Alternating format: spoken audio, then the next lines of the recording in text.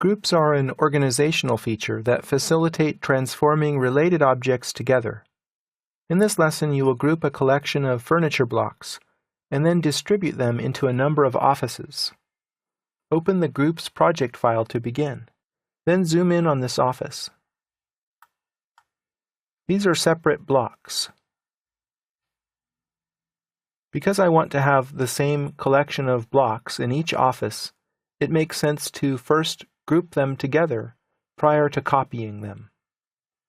I'll click the large Group button here in the Group panel, select the 4 blocks, and press Enter. If you hover the cursor over the group, the entire thing highlights. Even though it says Block Reference in the tooltip, it really is a group. Click Copy, select the grouped objects, press Enter, and place a copy in each office. Turn off ortho if you need to, so that you can place them in this fashion. Then zoom in on the next office here, and we need to rotate this group so that it more closely parallels the angle of this wall. Select the group, and you'll see that it has a single grip. Click the grip and press the spacebar twice to cycle to the Rotate command. And then estimate the rotation so that the edge of the desk is roughly parallel to the red wall. Then go back and click the grip and stretch it over so that it's just about at the wall. It's not perfect, but it's probably close enough for the furniture. I'll press Escape to deselect the group. If you want to make a perfect rotation, you can do it in this way. Move the group, Enter, from this endpoint to some point along the wall. I'll snap to the midpoint. Then rotate the group, Enter, from that same point, and then use the reference option. The reference angle will begin here at the base point, and it will go down here and snap to the desk, and then the new angle will snap to the wall. So that is precise.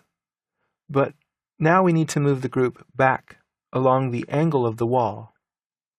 Instead of finding out what that is numerically, it's easier to change the coordinate system to align with the wall object. Type UCS Enter for User Coordinate System. Click the Object option and click on the wall. Turn on Ortho and move the group back. I'll move it away from the wall 1 inch to give it some breathing room. And then I'll type UCS Enter, Enter to accept the default option of World. That returns us to the original coordinate system. Let's go ahead and adjust the next office. Here I will select it, use the grip, press the spacebar twice to cycle to rotate, turn off ortho, and rotate the group just by estimating it visually. And then I'll go ahead and click the grip again and stretch it over here and place it down. Now let's say in this particular office I want to move the chairs back away from the desk a little bit. To do that, I will click Ungroup. So now the group structure is gone and we have the original blocks. I can then move these chairs however I want. I'll just move them back a little bit. Over here, let's try this in a different way. Let's select this group, click its grip, press the spacebar twice to cycle to the Rotate command. Rotate the desk approximately, and then click the grip again and stretch it over a bit. Now in this case, let's say that I want to have an extra chair over here because this room is bigger. Instead of ungrouping, let's temporarily turn off the group selection by clicking this button. Now, I'll press Escape. Now look, these are separate blocks again.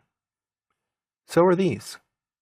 In fact, you can't select any of the groups on the screen at all right now. It's almost like they were never there. Let's go ahead and make a copy of this chair. Place it over here someplace. And then perhaps we need to move all 3 chairs over, about like this. Now I'll toggle group selection back on, and you can see the group still exists. It was just toggled off temporarily. There's no group here because we ungrouped it, but all of these others are still grouped. Now down here, the copied object is not part of the group. We can add it to the group very easily with this tool. The command line says Select Group, and then it gives you the option to add or remove or rename the group. I'll click Add Objects, select this object, and press Enter. Incidentally, there's no reason to name groups. AutoCAD handles this internally, so you can use groups informally to create data structures so that you can transform related objects together. You have learned now how to group and ungroup objects, how to add an additional object to a group, and how to temporarily suspend group selection.